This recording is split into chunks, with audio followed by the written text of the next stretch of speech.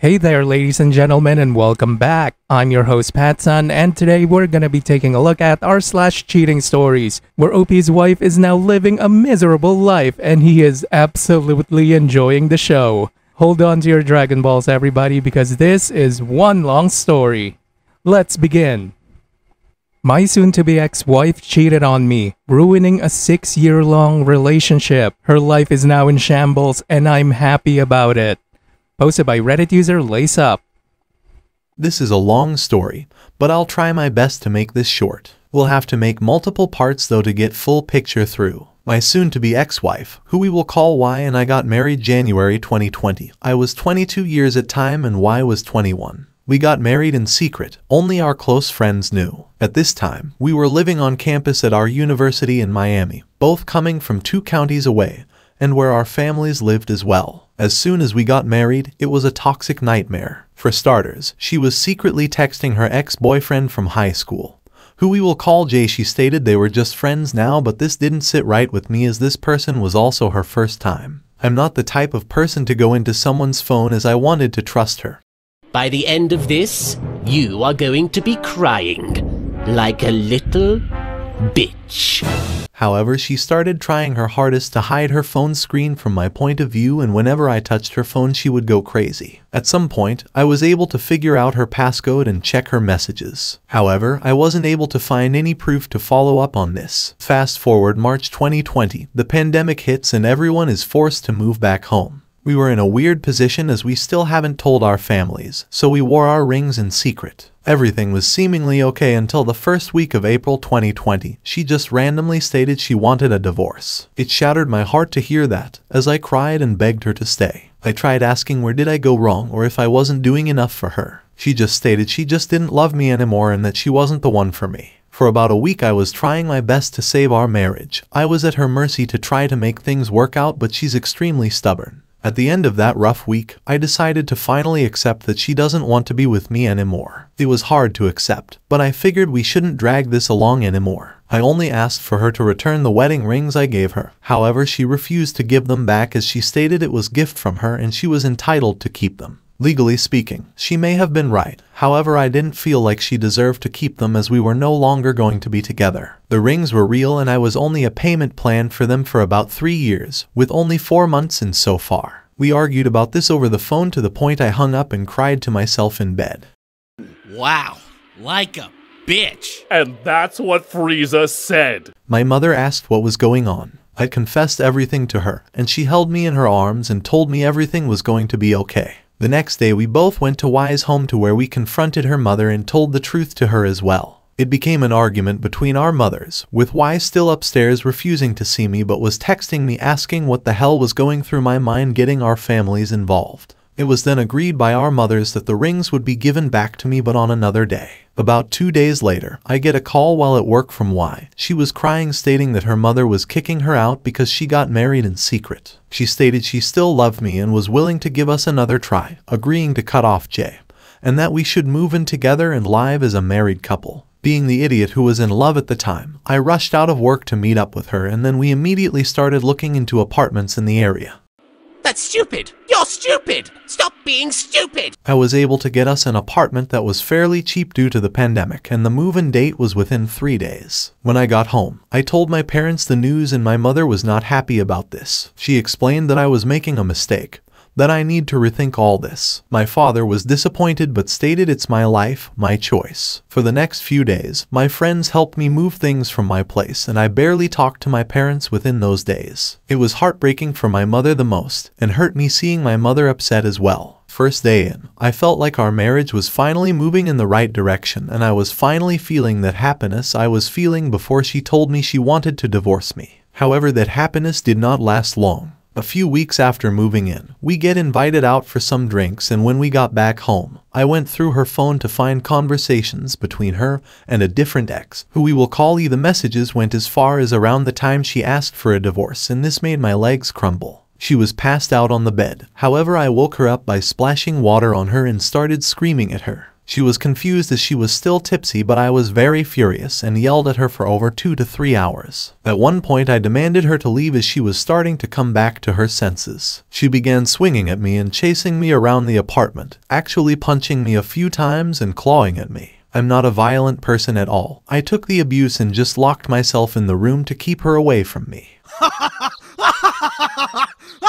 She started crying and begging me to forgive her, to the point she was on her knees and stated she would do anything to make up for it. We just began arguing and then slowly talking about this situation through the bedroom door. Eventually, we both calmed down and went to bed, as it was 4 a.m. when this was happening. I didn't sleep, however, and when 7 a.m. came around, she woke up with only half the memory from what happened overnight. I yelled everything back to her again, but this time she was sober enough to know what was going and again pleaded for me to stay. She cried, stating she had nowhere else to go. In that moment, I hated her very much, as I feel she stole me from my family, my friends, and my life. About what I saw in the messages, there was nothing that stated they've done anything physical, at least from what was texted. However, there was conversations that had sexual tensions, such as her calling E sexy and E stating they should make a video together, which I still consider cheating. After further arguing, I told her as long as she promises nothing happened between her and E, I better not see her talking to E ever again, or I will leave her this time. She pleaded that nothing ever happened, but during the same conversation I asked if anything had happened between her and Jay. She paused and said no. It was at the moment that made me want to investigate this further. My gut told me this was only the beginning of what was to come next and turn my world upside down. I'll explain more on this another day. And now for OP's first update. Following my previous post, we are now in May 2020 when I asked if anything happened between her and Jay, where Y reluctantly responded no. The way she answered that made me suspicious. To add on a little bit more, when we first moved in April 2020, I was working at a call center about an hour away from our apartment from 8 a.m. to 6 p.m. She was not working due to her job being closed, so I had to start doing Uber Eats, Postmates, and DoorDash, which would usually be 8 p.m. 2 a.m. after work or whenever on my days off from work. Also, after the first night we moved in, I was given the cold shoulder from her every night. I feel like we've been here before. Have we been here before? While I'm at working, she would text me cute things such as her repeatedly say she loves me and waiting for me to come home to cuddle. However, once I got home, she would barely touch me or look at me, which led to my discovery about her and E. Anyways, now we're in June 2020, weeks after the incident. At this point, I'm keeping my distance from her, keeping my same work routine,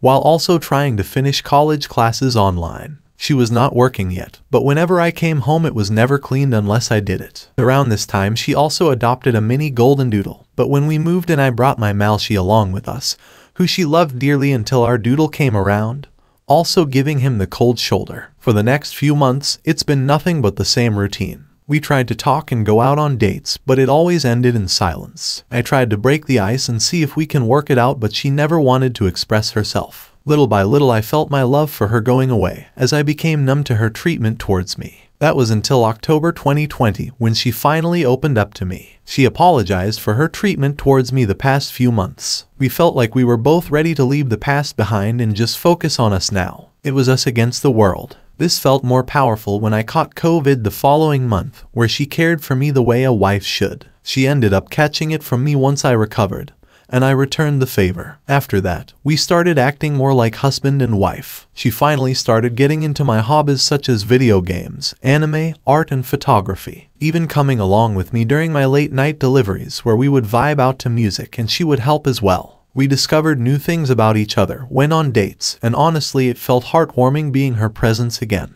That spark between us was finally coming back, but I still had a secret grudge against her actions as it was hard to move on from it. All was going good until a few days before Valentine's Day 2021, where I made another discovery. These past months I still secretly went through her phone every now and then, but honestly never found anything between her and E besides what I already knew. However, I decided this time to take it a step further and look at messages between her and her bestie, who I would constantly send all the gossip to with long messages and screenshots. Going through the messages made my heart sank even more when I found more details about her and Jay. Turns out that Y and Jay slept together a few days before she asked me for a divorce, and this was actually the true reason for her asking me for the divorce. As I kept reading, turns out Y and Jay had a conversation sometime in October 2020, I guess for some closure between them, which is why she finally decided to give us a shot. Oddly enough, I was not surprised this time. I woke her up from her nap and just straight up confronted about what I just read in a surprisingly calm tone.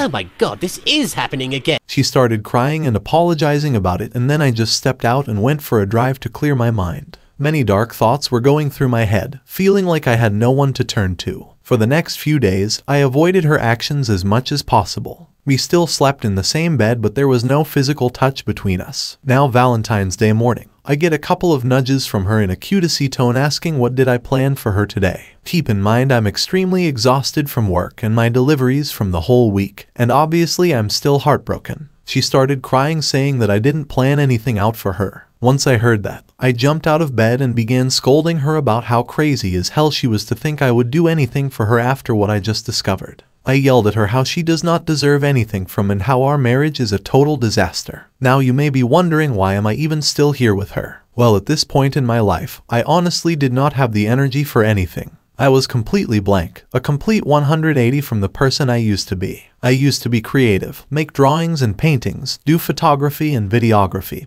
and always looked forward to the next adventure. But I was hollow, feeling like what's the point of life? Weakness of any kind completely revolts me.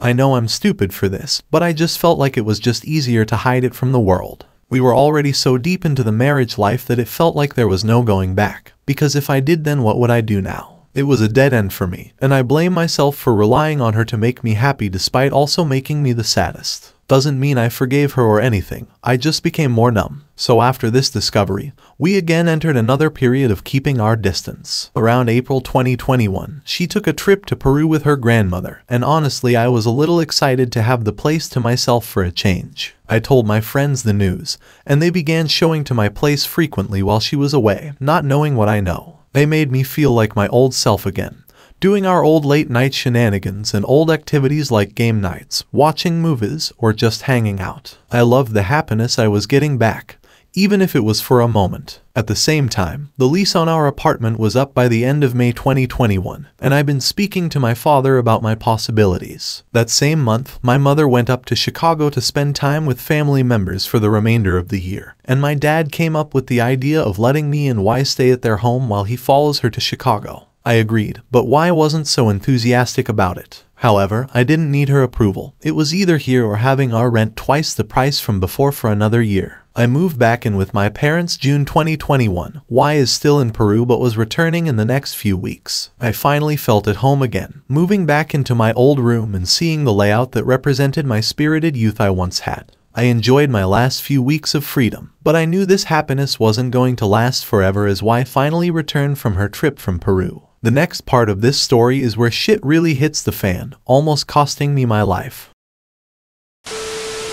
And now for OP's second update. So now it's June or July 2021. Y and I are living at my parents' home. I started a new job in sales and was able to advance pretty quickly to a supervisor role within 2 to 3 months, which paid well enough to afford my dream car. As for my marriage, we had a steady relationship for the remainder of the year. We had our good and bad moments, but overall it was still a blank feeling I had. I didn't know what I felt towards Y.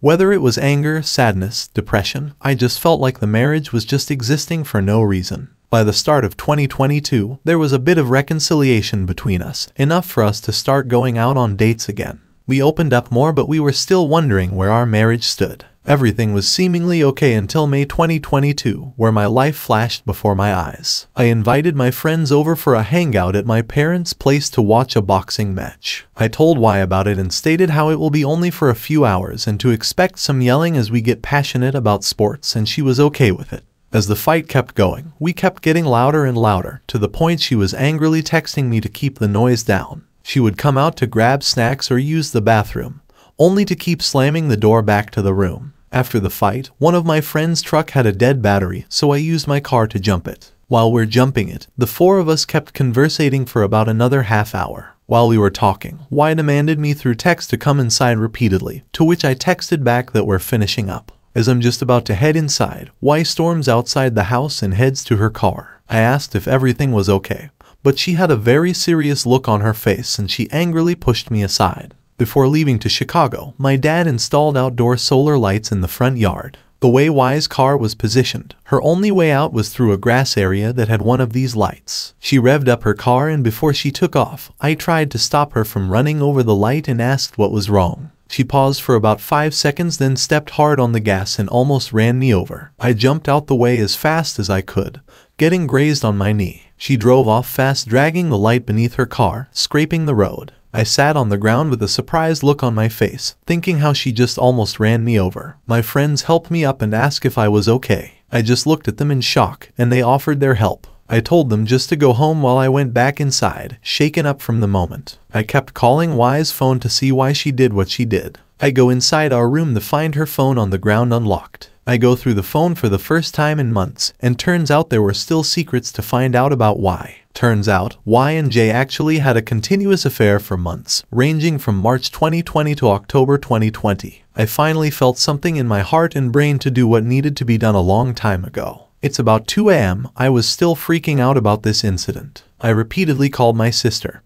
who lives down the road from me, about what just happened, but with no response. Y returns and tries to enter the home, but I manage to lock the door with an additional lock. I sneak out to the back and drive over to my sister's house while hyperventilating as Y pursued me. I get to my sister's house knocking, but as Y pulled up in the driveway, I began knocking frantically as my sister and her husband finally opened the door. This caused Y to back off and drive away. I explained the situation to my sister and cried to her about what just happened, and finally opened about how she cheated on me in the past. It was a hard pill to swallow, but I was ready to finally let this marriage go. I asked her to accompany back home to make sure Y doesn't try to hurt me again. When we get there, Y was already packing up her belongings. I kept my distance for about 5 minutes, then asked her to give me back the rings and the keys. She already expected this as she had them in her pocket, already gave them to me. She grabbed her suitcase and took our golden doodle with her. My sister and I talked a bit longer, and then she finally goes home. That night was a long one for me. I slept at about 6 a.m. only to be woken up about 7 a.m. to knocking on my window from Y. She spent the remainder of the night in her car and asked if I could at least take back the golden doodle inside.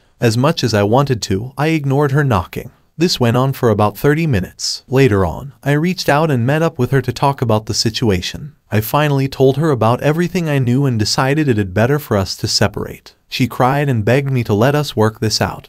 But I was tired of the emotional and physical abuse all these years, the lies, the heartbreaks, everything. As toxic as it sounds, what followed afterwards for Y was actually satisfying, as I felt like it was karma for everything she has put me through. I will sound like a dick in the next part, but I believe I deserve a genuine laughter for once.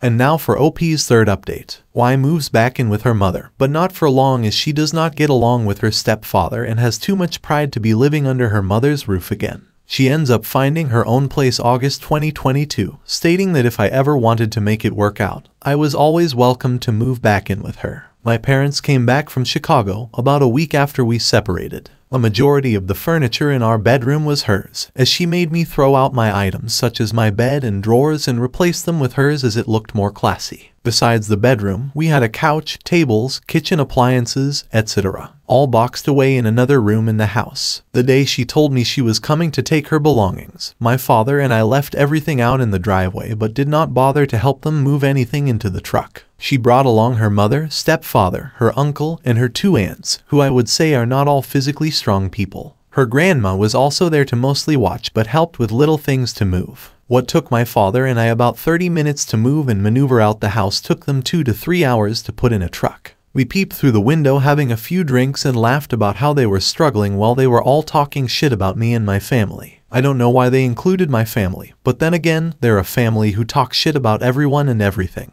When Y moved into her apartment, she was working a new job she got through her field of study, which paid well by the hour, but didn't get enough hours. She had too much pride to work a second job, as she felt like this was below her. Because of this, she struggled to keep up with her rent, electricity, water bill, car payments, insurance, etc. She reached out to me a couple times asking for money, but I refused to help her as I felt like her financial problems had nothing to do with me. Y would try to gaslight me to give her money, saying I shouldn't let our golden doodle suffer along with her, which I replied that she should go ask her lover for money. I was surprised to learn later on that she told her mother the truth, and her mother took my side and stated she would not be giving her money either. The rest of her family still hated me for not wanting to work it out after she cheated, But their opinions don't matter because none of them are married themselves. Months went by, we were still legally married. Y agreed to go half on the divorce fees, but did not have the money. During these discussions, she admitted she still had hope for us to work it out as she still had love for me and believed I still loved her back. Call me stupid, but I did love her back, but I just knew I couldn't keep playing this game anymore. Despite everything she's done to me, it was still hard for me to hate her as this is someone I've grew close with in high school, who's helped me when I was at my lowest point in life and made me happier than anyone else ever could. Yet she still managed to break me and made me feel like I will never be good enough for anyone ever again.